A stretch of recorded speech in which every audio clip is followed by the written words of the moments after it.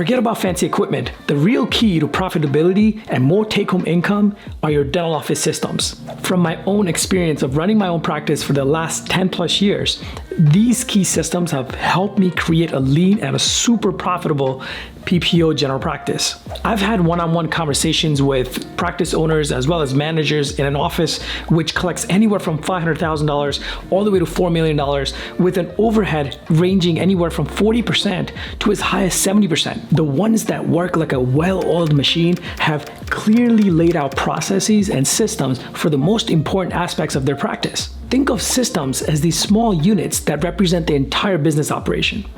And these small units represent the most important business processes that will help you and your team run the practice on a day-to-day basis. So this is going to be a 3-part series to help you implement the most important systems for your practice. For the first 2 parts, I'm going to focus on the actual systems by following something I call the patient journey throughout your practice. And for the last part of this series, we're going to take an example system and show you how you can take the processes within the system and turn it into an SOP document, or the standard operating procedure document. We're going to cover the tools you can use to create and store these documents so your team can easily access them. We're also going to discuss how to create accountability by setting up routines for your team, because without accountability, your systems are useless. Like I mentioned, for the first 2 videos, I'm going to share with you what these key systems are. And this is important regardless if you've got an established practice or you're starting from scratch. The way I've thought about systems in my own practice, whether it's a new procedure I'm introducing into the office or a new piece of equipment that I buy, I think about how it fits into the patient journey. It's like I'm zooming out of the daily operations of the practice and trying to come up with a bigger picture of how everything operates within the practice. There is no right or wrong way to do this. This is what I did, and that's why I'm sharing it with you. The beginning of a patient journey is when a new patient calls your practice, all the way to the end where the patient has finished all the treatment you've recommended, has 0 balance, and ideally you've retained the patient, where the patient is coming back for a recall either every 4 to 6 months. But from point A to point Z, there are important stops in the middle, and each of these stops actually branch out into further systems and processes that help make sure the patient journey from point A to Z is a smooth one. Okay, let's get started. Let's assume a new patient has just seen your Facebook ad from this new marketing campaign you just launched, from this new agency you just hired. The patient filled out a form either directly from Facebook, or maybe they went to your website to fill out the form. Maybe they received one of your 15,000 direct mail flyers you just sent out. How else could the patient have found you? Maybe they clicked on your Google ad, which is also costing you quite a bit for each click. And the best scenario, they found you through your organic content from the Instagram videos you've been so busy creating for the last month, and they sent you a DM. I think you get the point. So this prospective patient, or what we refer to as possible lead, has either filled out a form or sent you a DM on Facebook or Instagram, but no one's followed up with them. They called your office from the number listed on the direct mail they received, but no one's picking up, maybe because your front desk is busy, or maybe it's after hours. Whether the patient found you through your organic content or through your paid campaigns, it's costing you regardless. For the paid campaigns, you've obviously paid good money to bring these patients in. And for your organic content, you've allocated your own time or allocated resources to somebody else, or paying somebody else to post the content. There's always a cost associated with acquiring a new patient, whether it's with your time or money or both. So if this prospective patient is trying to get in touch with your practice and no one's following up with them, there's a chance they're going to go to somebody else down the street and you've potentially lost that patient. And this is why you need a system for following up on new patient leads. So I just showed you what happens when things fall apart, but how do you fix it? Well, when someone fills out a form online, whether it be on Facebook or in your website, or sends you a DM on Facebook or Instagram or whatever it may be, you need some sort of notification that this has happened. How else is your front desk supposed to know that someone's trying to contact them? So think of all the ways a potential patient can reach you. Think of all your active marketing campaigns, including organic, and then write out a detailed step-by-step process for it. For each campaign, set a daily routine for checking your notifications. And I'm specifically referring to Facebook and Instagram and Google Ads. So check these notifications on your phone or desktop. If you are working with a marketing agency, they may be sending you email notification whenever someone fills out a form or someone is trying to contact you. Or better, they may be populating these leads into an Excel sheet that your front desk has access to. If you're using call tracking phone number for your direct mail, for example, or you may be using voice over IP phones in your office, you have access to seeing missed calls on the desktop as well. Regardless, you need a way for your front desk or whoever in your office is following up on new patient leads to know that someone is trying to contact the office. Once your front desk has the contact information from the potential patient, what do they do next? If the patient reached out via DM on Facebook or Instagram, what does that conversation look like? How does your front desk initiate the conversation on Facebook or Instagram? If your front desk is responding via email, what does that look like? Do you have email templates set up so your front desk can modify as they need to? As you're writing out the process for this system, consider all the scenarios, like what happens when a patient phone call is missed? What happens when a front desk calls the patient doesn't pick up? How often does your team follow up with them? Are you tracking those follow-ups? So my goal with bringing all this up is to think about and understand what are all the things we need to consider when we're creating an SOP document. By SOP document, I'm referring to the standard operating procedure. It's basically like a step-by-step instructions for your team that's gonna help them perform their routine tasks. And like I mentioned earlier, in the third part of this video series, we're gonna deep dive into how to take a system and break it down into different processes and how you can turn that into different SOP documents. Okay, so let's keep going. Let's say you get a new patient phone call to your practice, and here's how the call goes.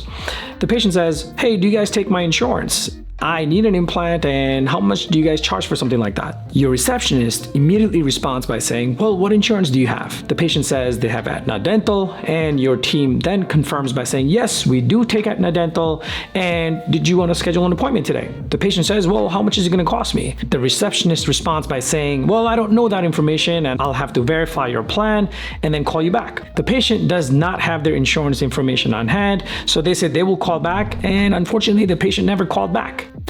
So what happened here? From the patient perspective, they're asking the right question, because as a patient, I'd want to know if the office that I'm going to go to is in network or whether they take my insurance. And I'd want to know how much it's going to cost me. Maybe the patient wasn't looking for an exact figure or an exact amount they're going to be expected to pay. And the receptionist technically could have given like a ballpark figure, but not right away. But that's where it started wrong. Instead of taking control of the conversation by asking for the patient's first name and then referring to the patient by their first name during the rest of the conversation, the receptionist rushed to offer the patient an appointment without addressing their chief concern. Instead of getting into details of how this call should have been handled, my reason for pointing this out is that if there had been a system or a process in place for how the new patient phone calls are to be handled and the receptionist was trained on it, this call would have converted into a scheduled appointment, which means we need another system for handling new patient phone calls. You can break this process down into further steps and checklists, like greeting and asking background questions, which involves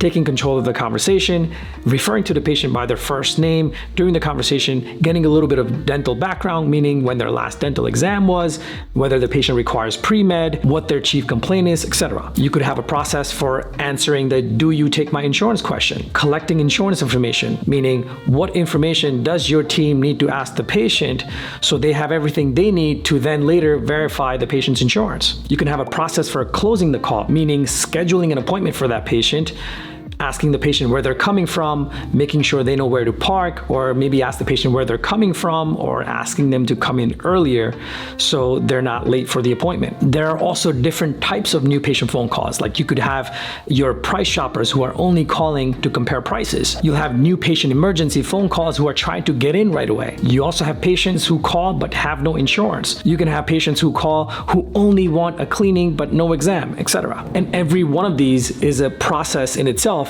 and your office may have a different process of how you deal with these kind of situations. All right, so let's continue along the patient journey. Let's say a new patient calls your practice. They tell you that they want their existing crown replaced. Your treatment coordinator, who already scheduled the appointment for the patient, let the patient know that they can expect to have coverage towards this crown. Now the patient comes to your office, completes the work, and your office generates a claim for this work, and the claim unfortunately gets denied because the patient only had this crown done 4 years ago, and they happen to have this same insurance plan. And now you have to break this bad news to the patient.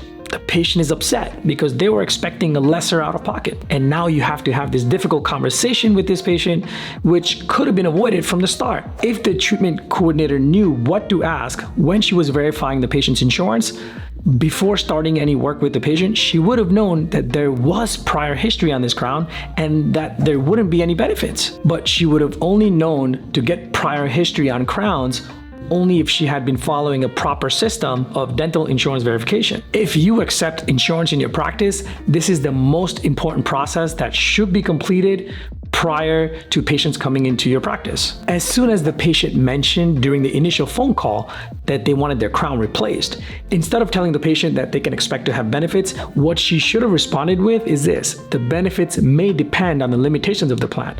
Most plans do have crown coverage, but there may be some limitations when it comes to replacing the crowns. Now, she did not even have to know anything specific regarding the actual limitations of that patient's insurance plan.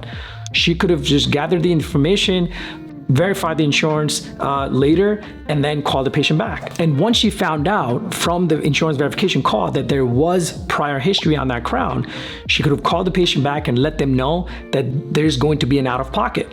This way, there's no financial surprises. So having a proper system in place for dental insurance verification is super critical to avoid financial surprises with patients. If you have not seen it, I have a video on detailed step-by-step guide on how to verify dental insurance. There's also a template for insurance verification that you can download and modify as it fits your own practice. If you happen to use Open Dental in your practice, I have another video on best practices when it comes to Open Dental and insurance verification. For majority of the times, you're going to verify patients' dental insurance before their first dental visit. And that's to make sure of the following. One, their insurance is active. You'll be surprised to know how many patients don't realize that their insurance has actually terminated or they forgot to request new information from their HR. Second, you want that benefit breakdown that includes copays, deductibles, etc., entered into your practice management system so your team knows whether or not that patient's going to have an out-of-pocket even for their first visit, maybe preventive visit. And most importantly, avoid surprises with patients. Patients hate surprises. In their eyes, insurance verification is basically a convenient service that you offer.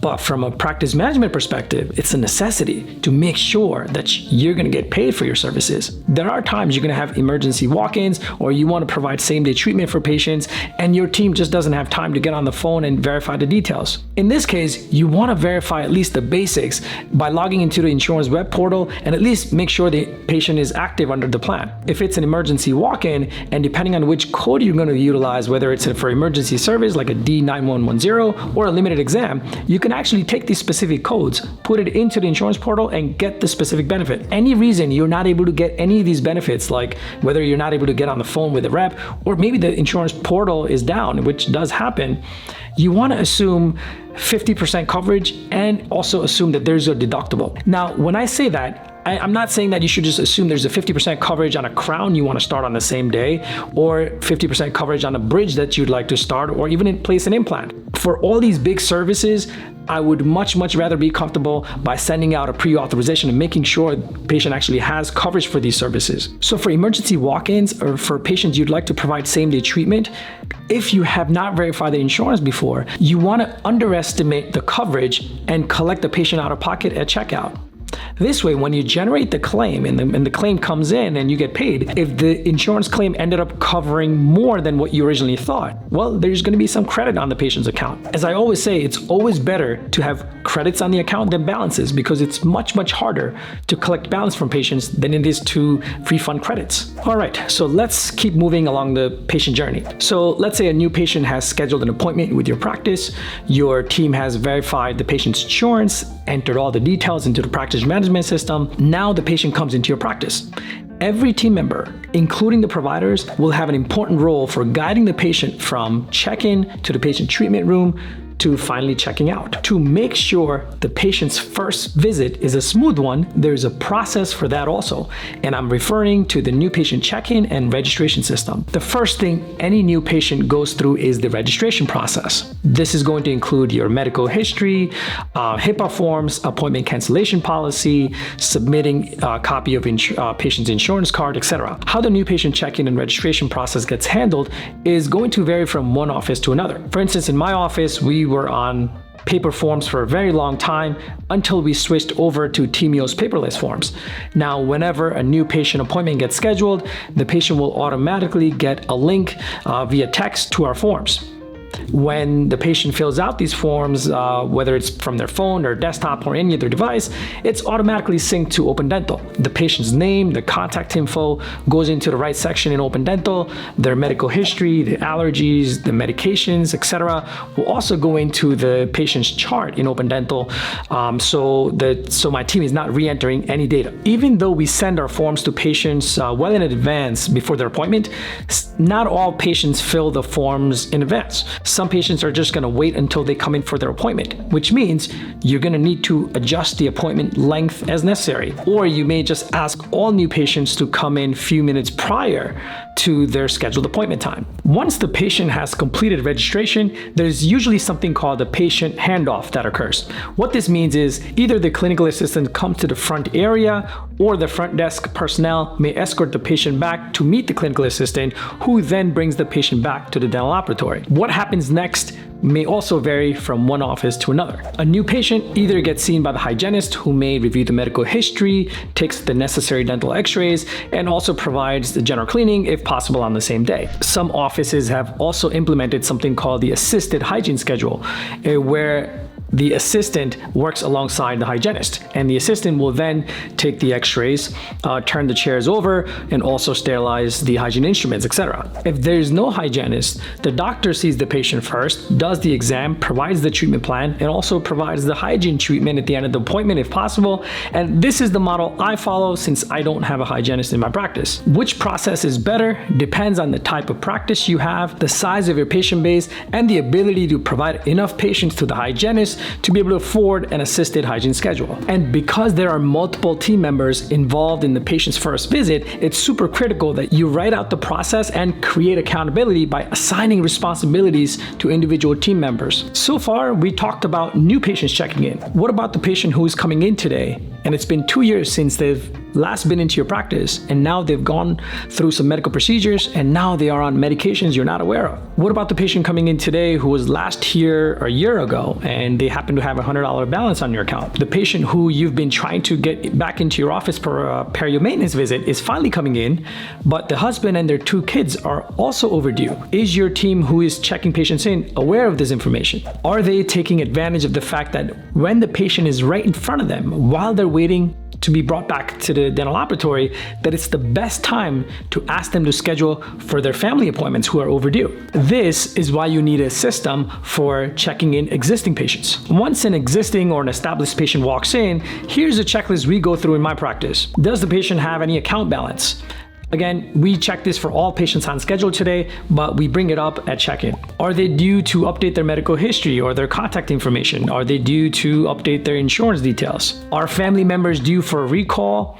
And if they are, go ahead and schedule them. When all these things are practiced consistently by your front desk member who is checking patients in, it becomes second nature to them. Or at least you'd hope it does. And if it doesn't, it's your job as the leader to hold them accountable. All right, let's keep going. I'm gonna go back to talking about the new patient throughout the patient journey. So you've checked the patient in, and now they are ready to be brought back to the dental laboratory. The system of exam and treatment planning is constantly evolving throughout your career as you take more CEs to learn advanced dental procedures. But it always helps to have a system or a process in place so you don't miss any important steps while you're doing the exam and treatment planning. And in my practice, this is what it looks like. After reviewing the medical history, I'll jump straight into the general cleaning. Now again, this isn't set in stone. For patients who I think are perio patients, I may bring them back for scaling and root planing in the future visit. Then I jump into the clinical exam, and I'll usually talk out loud of whatever I'm finding in their mouth. We also do intraoral photos with my SLR. Again, I don't do this on every patient, but I try to do them on patients who are definitely going to need work. We then review the x-rays with the patient while the patient is seated up. Not that we expect patients to know how to read x-rays, but it helps when you're pointing things out. Then we review the intraoral photos while I'm drawing on them to kind of get them to understand details of everything that I'm recommending. And while I'm reviewing these photos, my assistant is already transferring the treatment plan that I've written on a piece of paper into the computer. Once the x-rays and photos are reviewed, I've gone over the clinical significance of everything that I've recommended for them, I then pull up the treatment plan, and then I go into discussing of the finances. This is my process, and it's going to be different than what you may want to do in your practice. But without getting into details here, I have two separate videos when it comes to presenting treatment plans. Assuming you've done the diagnosis, you already have a treatment plan in place, and you're ready to present the treatment plan, whether you're the doctor presenting the treatment plan, or you're the receptionist, the clinical assistant, or you have a dedicated treatment coordinator who presents treatment plans, this video is going to be super helpful because you'll be able to download a chart of clinical procedures and analogies you can use with patients. I have another video where you'll be able to download custom templates that I use on a daily basis in my practice, and you should be able to edit them as needed for your patients. Okay, moving along the patient journey. You've gone over the treatment plan, you've explained the clinical importance of what they need done. Now the patient's going to want to know how much it's going to cost them. And this is your financial presentation system. In my practice, I do what most consultants tell you not to do and what most doctors hate doing, which is presenting finances. And I present finances right from the operatory. I do this because I believe if there's anyone who's going to help the patient move forward with the dentistry you're recommending, it's you, the doctor. If you feel uncomfortable discussing finances with patients, it's normal to do so in the beginning. That's how I felt when I started. But like with anything, as you do more and more, you'll improve. Depending on your office setup, you may have a dedicated treatment coordinator who presents finances, and that's fine. As long as the process or the system works for you, your office, and your business goals, I wouldn't change it. If you're the doctor who presents their own finances, or you've got a dedicated treatment coordinator, or you have a front desk personnel who presents finances, I've made a video here where I share exactly how I present to patients and what's working in my practice. So now you've gone over the treatment plan, you've presented finances to the patient, and now you want to bring the patient in for their next appointment, which is going to be that crown on number 3 and a small buccal filling on tooth number 4. And you've planned about an hour and 15 minutes to get all that work done. Your assistant in the operatory is looking for an hour and 15-minute block opening on the schedule. But the patient tells you, hey, I've got an availability next Monday at 9 a.m., but that slot is only open for 45 minutes. But your assistant tells the patient, we've got nothing open for next 2.5 weeks. And now the patient says, well, I'm not available then because I'm leaving for vacation. Now the patient decides to not schedule any appointments because they don't know their schedule that far out. And now you're left with a 45-minute opening next week on Monday morning at 9 a.m., which could have been easily filled if you had a proper system in place. And how often does this happen? Every single day. And to prevent this from happening, you need a system in place for this important component of your practice as well. And that's exactly what we're going to get into in part 2 of this series of videos on systems. I hope this was helpful. Continue tuning in for part 2 and part 3 of this series of videos on systems.